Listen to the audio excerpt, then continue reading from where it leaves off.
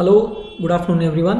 Welcome to Monday morning Banao Bharat Trading for Living live session. Well, after a big up move in the last week, we are opening the current week on a very flat note. Both Nifty and Bank Nifty both have opened within a very narrow range. I have been trading in a very narrow range for last couple of hours. You can see here Nifty chart opened at around 18,450 levels, but now trading at around 18,420. For the large part of the day, it has traded between 18,300 and 380 and 18,420. The same with Bank Nifty also opens in a very narrow range and trades in a very narrow range for the last couple of hours. Currently trading at 42,240. So here we are with a Monday morning live session. If anyone have any queries on their existing position, they can write to us in the chat box. We will help you with the exact levels of the current day's trades. Nifty, as of now, as per our system, we are into trend following, and as per our system, we enter into a intraday trade only below 18,381 levels. If the intraday 18,381 doesn't cut, then there is no trade on the downside at least. And Bank Nifty also, if at all there is any trade, the trade is existing only below 42,100. That is the current day's low now, 42,100. So our next entry level in Bank Nifty is on the sell side, and that is at 42,100 levels.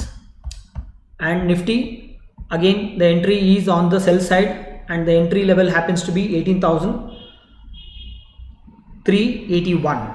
So these are the two entry levels that we have today in Nifty and Bank Nifty. Both are sell entries and both are sell at current day's low levels. Currently, as of now, there is no trade in Nifty or in Bank Nifty. We will quickly look into some of the stocks.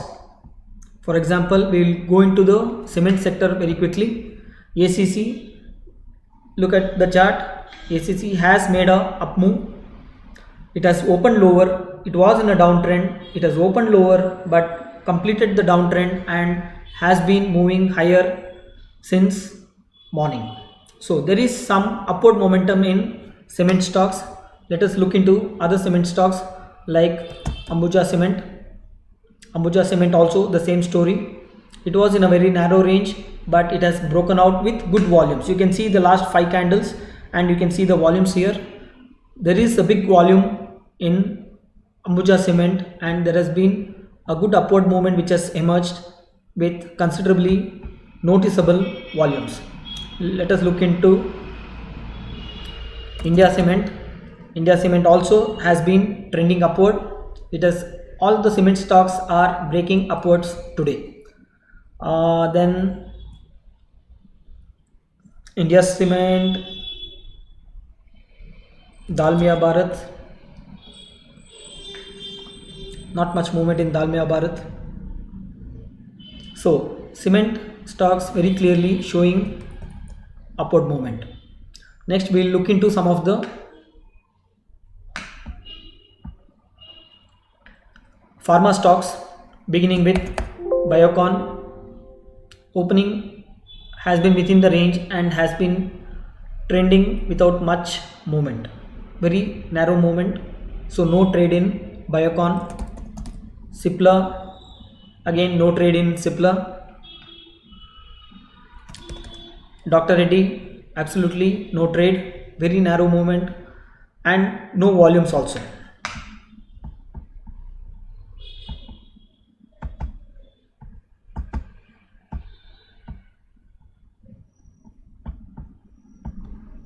Dr. Reddy. Sun Pharma. Most of the pharma stocks aren't doing anything much today. They are all in a very narrow range. Auro Pharma again looks slightly on the upward trend, but it is still within the existing trending range.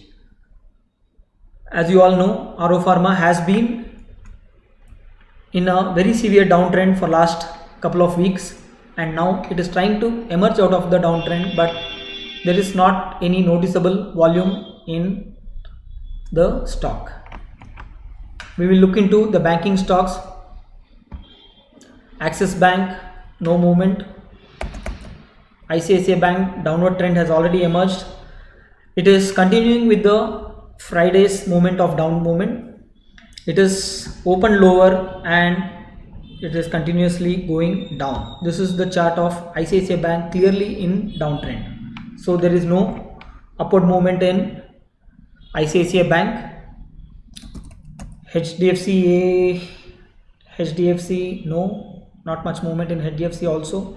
Absolutely no volume. You can see on Friday, November 11th, there has been a big up move and a very good volume compared to the Friday's movement. Today's volume and price range action in each candle has been very, very less. HDFC Bank, again a very narrow movement. Kotak, not much happening there. Bandhan Bank, this is the chart of Bandhan Bank, not much movement in Bandhan Bank also. Bajaj Finserv, these are the stocks which doesn't have much volumes, even though they are in F&O segment. Even though there are about 150 stocks in F&O segment, you will notice, like, most of the F&O stocks also do not have any much volume. Either the lot size is very high or the price range itself is very high, and it requires a good margin to trade in F&O stocks. So most of the, even if you have to play on one lot, the minimum margin that is required is about 1 to 1.5 lakhs. So many of the retail traders who are having capital less than 1 lakh obviously do not want to trade in any of the F&O stocks. So even though there are about 150 stocks in F&O, you don't see much participation by the retail funds, because they don't have that kind of capital to trade even a single lot in any of these Indian F&O stocks. That's the reason many a times most traders, especially the retail traders, they go into Nifty or Bank Nifty, and that too they prefer buying the options and not selling the options. Again, selling the options, they need more margin. Of course, if they do a hedge trade, then the margin will be less, but most traders do not know how to do the hedge trading. If you want to really have an understanding on how to do a hedge trading in options, then you can contact us. We will help you in establishing your hedge trades, and we'll see to it that you get some good profits out of it. So Banao Bharat's Trading for Living program is a 1-week bootcamp. If anybody is interested in learning the stock market activities in a very systematic way, then you need to join for this Trading for Living program, wherein we systematically and in a methodical way teach you the mechanics of stock market trading. Like, for example, today we know for sure there is no trade in Nifty or Bank Nifty on the upside, and we are waiting for the downside level to trigger. Will it trigger or not, we don't know, but there is only a sell trade in Nifty and Bank Nifty. How do we arrive at this sell or buy decisions? Do you have a fixed rule in your entries? Do you have a fixed rules in your exits? Do you have a fixed rule to achieve your targets or to determine your stop losses? These are the fundamentals of stock market. If you want to be a successful trader, if you want to be a full-time trader, if you want to be in the stock market for a long time, then it is important that you have your rules defined and trade according to your own rules. And how do we set up these rules is what we teach in Trading for Living program.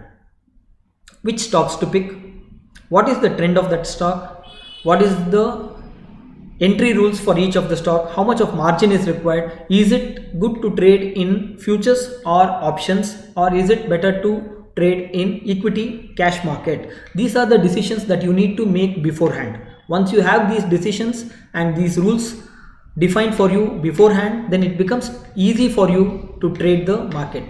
For example, now as of now, Nifty is trading currently at 18,430 and our sell level is at 18,381. It's only in trend following we sell the lower lows and we do not sell the higher highs, or we do not randomly take any entries.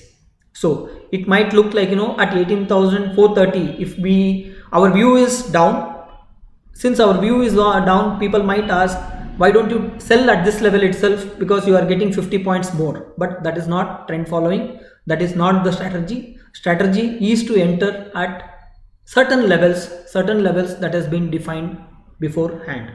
So if you want to know how to set your levels, then you need to attend to this trading for living program and then learn the mechanics in a systematic way.